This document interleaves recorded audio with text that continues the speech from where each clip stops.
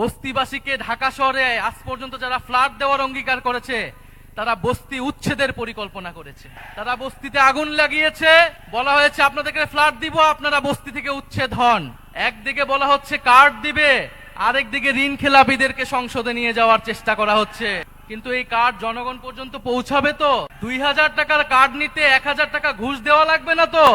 দুই একটা কথা বলতে হয়। আমরা শুনছি বিভিন্ন কার্ড দেওয়া হবে, ফ্যামিলি কার্ড দেওয়া হবে, কৃষক কার্ড দেওয়া হবে। আমরা চাই কার্ড দেওয়া হোক, জনগণ সুবিধা পাক, কিন্তু এই কার্ড জনগণ পর্যন্ত পৌঁছাবে তো? 2000 টাকার কার্ড নিতে 1000 টাকা ঘুষ দেওয়া লাগবে না তো? তাহলে ঘুষ, চাঁদাবাজি সেটা যদি আমরা নির্মূল না করতে পারি, এই সকল সুযোগ সুবিধা কি জনগণের কাছ পর্যন্ত পৌঁছাবে? একদিকে বলা হচ্ছে কার্ড দিবে, আরেকদিকে ঋণ খেলাপিদেরকে সংসদে নিয়ে যাওয়ার চেষ্টা করা হচ্ছে। নির্বাচন কমিশনকে ব্যবহার করা হচ্ছে, আদালতকে চাপ প্রয়োগ করা হচ্ছে। ফলে কেমন দ্বিচারিতা? যদি প্রকৃতপক্ষেই জনগণকে সুবিধা দেওয়ার নিয়ত থাকে তাহলে কেউ ঋণ খেলাপিকে নমিনেশন দিতে পারে না।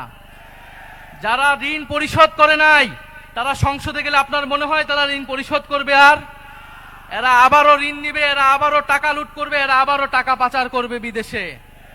আমরা তো এই বাংলাদেশ চাই নাই, আমরা তো সেই লুটেরাদের বিরুদ্ধেই গণ অভ্যুত্থান করেছি।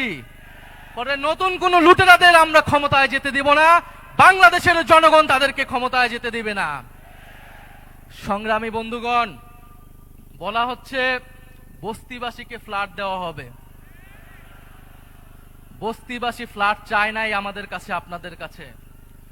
বস্তিবাসী চায় নিরাপদ জীবনের নিশ্চয়তা, বস্তিবাসী চায় মর্যাদাপূর্ণ কর্মসংস্থান।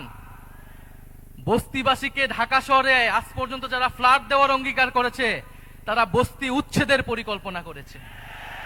তারা বস্তিতে আগুন লাগিয়েছে, বলা হয়েছে আপনাদেরকে ফ্ল্যাট দিব, আপনারা বস্তি থেকে উচ্ছেদ হন।